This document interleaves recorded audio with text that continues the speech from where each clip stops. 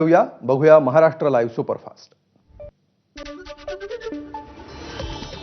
शेतकऱ्यांना कर्जमाफी करावी या मागणीसाठी ठाकरेंची शिवसेना आज रस्त्यावर उतरली।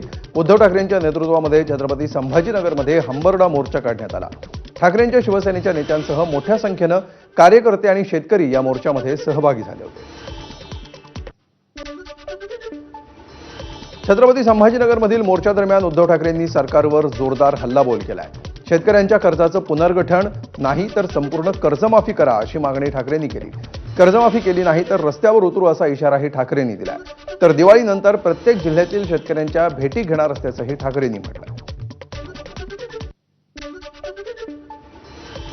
कर्जाचं पुनर्गठन करणार, आम्हाला पुनर्गठन नकोय, आजचं मरण उद्यावर नकोय, आम्हाला कर्जमुक्ती पाहिजे।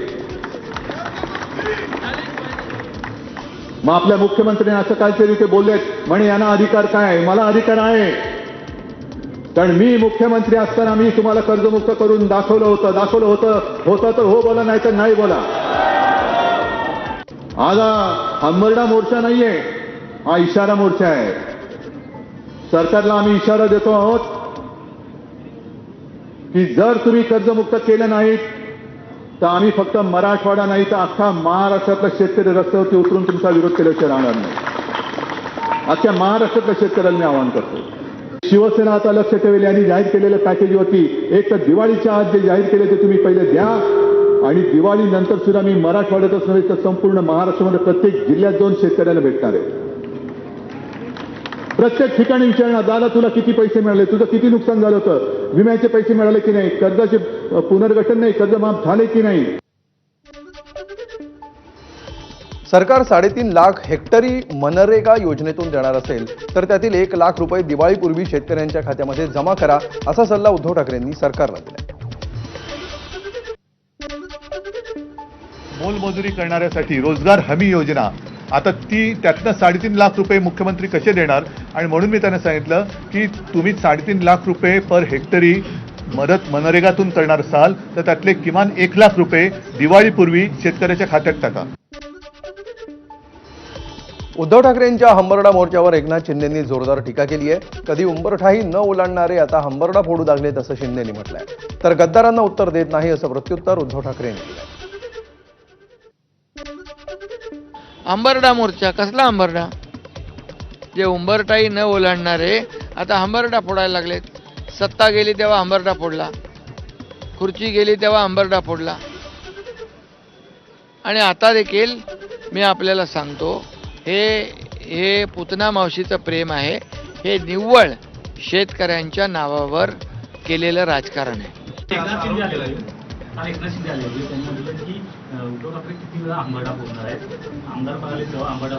मी मागेच बोललोय की गद्दाराला मी उत्तरच देत नाही, त्याशिवाय तो गद्दार आहे, त्या गद्दाराला मी उत्तर देत नाही, आणि त्याला बोलायची त्याची कुवत पण नाही आणि त्याने बोलू पण नाही। उद्धव ठाकरेंच्या हंबरडा मोर्चावरून काल मुख्यमंत्री देवेंद्र फडणवीस यांनी टीका केली होती, त्यावर आज उद्धव ठाकरेंनी प्रत्युत्तर दिलंय। मी आरशात पाहतो पण तुम्ही शेतकऱ्यांकडे पहा असं म्हणत ठाकरेंनी फडणवीसांना उत्तर दिलं। उद्धव ठाकरेंनी एकदा आरशात बघितलं तर अशा प्रकारचे मोर्चे ते काढणार नाहीत। यापूर्वी सांगितलं, उद्धव ठाकरेंनी ज्या घोषणा केल्या त्यांनी 20,000 कोटी रुपयाची कर्जमाफी केली, त्याच्या 3 वर्ष आधी आम्ही 20,000 कोटी रुपयाची कर्जमाफी केली, त्यामुळे त्यांनी काही फार मोठं केलं असं नाही। बरं ठीक आहे, मी आरशात बघतो पण तुम्ही शेतकऱ्याकडे तरी बघा, शेतकऱ्याकडे बघा ना। तुम्हीच जे सांगताय की मी हे मान्य करतो की आतापर्यंत कधी नव्हतं आलं एवढं भीषण संकट आहे, देवेंद्र फडणवीसांनी कशात पाहायचा त्यांचा प्रश्न आहे। निवडणुका जिंकण्यासाठी उद्धव ठाकरे MIM काय आता पाकिस्तानलाही सोबत घेतील, तसंच मुंबईमध्ये इतके घोटाळे ठाकरेंनी केलेत की त्यांनी स्वतःवर आसूड मारून घ्यायला हवेत असा टोला उपमुख्यमंत्री एकनाथ शिंदेंनी उद्धव ठाकरेंना लगावलाय।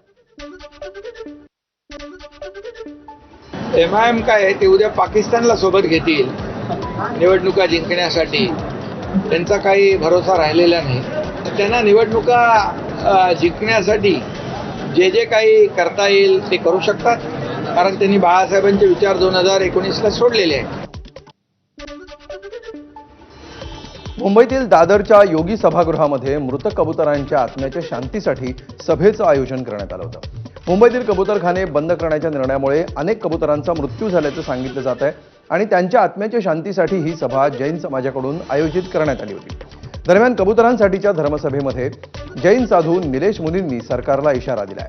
कबुतरामुळे महायुतीचं सरकार जाईल, कांद्यामुळे काँग्रेसचं, कोंबडीमुळे शिवसेनेचं सरकार गेलं असा हल्लाबोल निलेश मुनींनी केलाय. तसंच दारू सिगरेटमुळे किती मृत्यू होतात ते बघा, त्यावर आधी बंदी आणली पाहिजे असं म्हणत शिवसेनेच्या आमदार मनीषा कायंदेंना देखील जैन मुनींनी इशारा दिलाय. मुझे पता नहीं मुर्गी ने कितने कितने कौन सी को पार्टी को डुबा दिया. अभी कबूतर पता नहीं जिन्होंने किसके ऊपर कबूतर खाने बंद किए, अब उनका क्या हाल होगा. कांदे के चक्कर में कांग्रेस गई थी, मुर्गी के चक्कर में शिवसेना, अभी कबूतर के चक्कर में कौन सी पार्टी जाएगी भगवान जाने. कबुतरांसाठीच्या शांती सभेमध्ये जैन धर्मगुरूंनी वादग्रस्त वक्तव्य केलंय. एखाद दुसरा व्यक्ती मेल्यामुळे काय होतं असा संतप्त सवाल कैवल्यरत्न महाराज यांनी विचारला. मी डॉक्टरांना मूर्ख मानतो असं जैन मुनी कैवल्यरत्न महाराज यांनी म्हटलंय. मंत्री लोढा शांती सभेला आले नाहीत म्हणूनही जैन मुनींचा संताप झाला.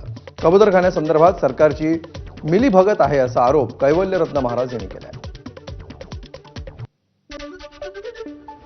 वो कबूतर की टीट से जो फैलता है रोग, उससे भी कुछ लेना देना नहीं है.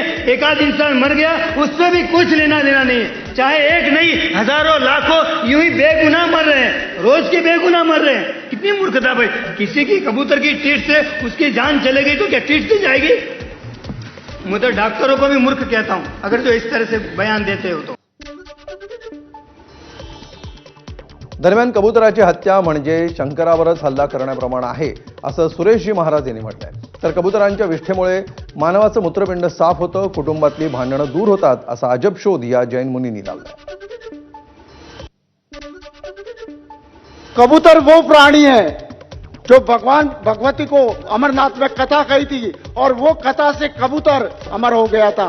अगर कबूतर के ऊपर थोड़ा भी जीव हत्या होती है तो शिव के ऊपर आप आक्रमण कर रहे हो. ऐसा मेरा उस कबूतर प्राणी के लिए ये दो शब्द मैं बोल रहा हूं. कबूतर के तीर का धूप करके देखो, करीबन 3 से 4 सप्ताह के अंदर सबकी खोपड़ी एकदम सही हो जाएगी, पॉजिटिव, और लड़ाई बंद हो जाएगी.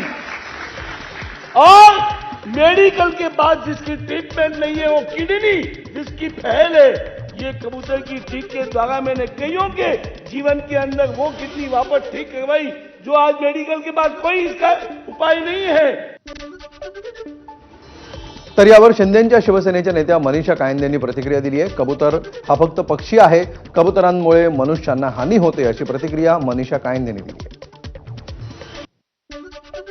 मग आता मला सांगा, कुठल्या जैनांच्या घरी कबुतराचा फोटो वगैरे आहे का घरी? म्हणजे तुम्ही पूजा करता का त्याची? अहो, तो एक पक्षी आहे, त्याला इतकं तुम्ही जे काही आता मग उंदीर, मग आता घरात 4 उंदीर आले, मग आपण गणपतीचं वाहन म्हणून त्याचा असं असं नमस्कार करत फिरायचं का? तुम्ही मारता ना उंदराला. जैन मुनींकडून आगामी महापालिका निवडणूक लढवण्याची घोषणा करण्यात आली आहे. शांतिदूत जनकल्याण पक्षाची घोषणा जैन मुनींकडून करण्यात आली आहे. जैन समाजाकडून अन्ना वाचून मृत्यू पावलेल्या कबुतरांना श्रद्धांजली अर्पण करण्यासाठी धर्मसभेचं आयोजन करण्यात आलं होतं. दादरमध्ये पार पडलेल्या या सभेमध्ये जैन मुनींकडून आक्रमक भूमिका मांडत नव्या पक्षाची घोषणा करण्यात आली. यापुढे आमचेच आमदार, आमचेच खासदार असतील असं म्हणत आगामी महापालिका निवडणुका लढणार असल्याचंही त्यांनी स्पष्ट केलंय. और हमारी जो पार्टी अभी शांति दूत जन कल्याण पार्टी की आज मैं घोषणा करता हूं, ठीक है. और मेरे ही नगर सेवक हमें हर ये इसलिए जैनों की पार्टी नहीं है, राजस्थान 36 कोम, जितने भी 36 कोम होंगे, जेवढे पण मारवाडी असेल तेवढे पे गुजराती असं सर्व एक होऊन आमची नगरपालिकामध्ये आम्ही आमची वाद उभे करू, ठीक आहे. रोज सचिन घायवळवरून रोहित पवार काही ना काहीतरी बोलतायत. आज घायवळवरून त्यांनी थेट मुख्यमंत्री देवेंद्र फडणवीसांवर निशाणा साधला.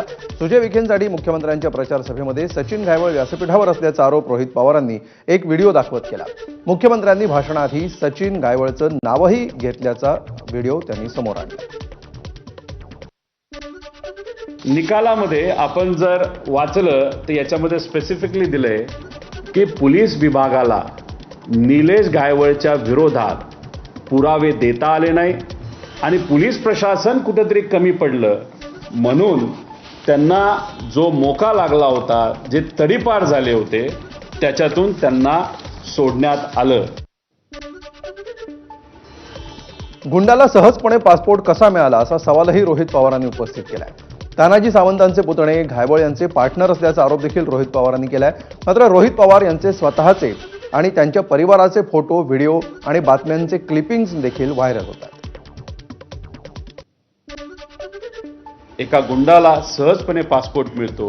गुंडाच्या भावाला जो सुद्धा एका क्राईममध्ये इन्व्हॉल्ड आहे, त्याचं नाव क्राईममध्ये आहे, त्याला तुम्ही पोलीस हे बंदुकीचं लायसन्स देतं. मग बाकी गरिबांना, सामान्य लोकांना सुद्धा सहजपणे असाच पासपोर्ट द्यायला काय हरकत आहे? ह्या सगळ्या गोष्टी सहजपणे अशाच होत नसतात. त्याला पाठबळ हे सत्तेतल्या लोकांचं लागतं. त्यामुळे धाराशिवमध्ये तानाजी सावंत डायरेक्ट नाही, पण त्यांचा जो पुतण्या आहे, सख्खा पुतण्या आहे, तो तिथं त्याच्याबरोबर पार्टनर म्हणून काम करतो असं आम्हाला समजतंय. दरम्यान आज घायवळवरून विरोधकांवर आगपाखड करणाऱ्या रोहित पवारांचे घायवळशी आधी कसे चांगले संबंध होते हे गावकऱ्यांनी आज सांगितलं. दरम्यान निलेश घायवळ आणि सचिन घायवळ यांचा कुठलाही त्रास नसून त्यांना अडकवण्याचा प्रयत्न होत असल्याचं गावकऱ्यांनी म्हटलंय. हे सर्व राजकीय सुडापोटी सुरू असल्याचं गावकऱ्यांनी म्हटलंय.